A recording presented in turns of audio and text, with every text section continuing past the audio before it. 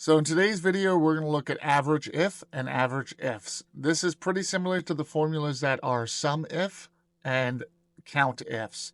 It's just with average.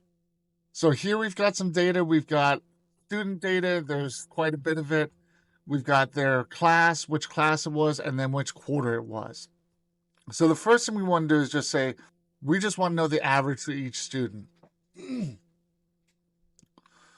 So we're essentially saying, give us the average based on the student, so A, column A, and based on what is in this column right here, this cell, F2.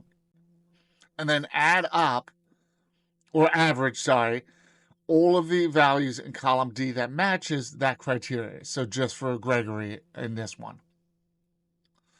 And this is the average that comes up. So all of the names of the students are here, so these are all the averages. But let's say we want to take the student and figure out their average for each quarter now. So this will be an average ifs. You can have as many criteria in an average ifs as you want. So what happens is it starts by flip-flopping. The values that we're going to sum up are in column D, so they are going to come first. And then we're going to say, just like the one above, let's take a look at column A and get the username, which is Gregorio here. But we're also going to look in column C and say, is it Q1, Q2, Q3, Q4?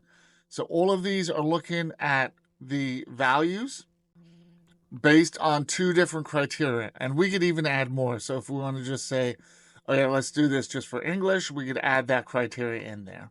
Thank you for watching. Please don't forget to like, subscribe, and comment. Please also share. Please go ahead and check out my other videos on my page. Have a great day.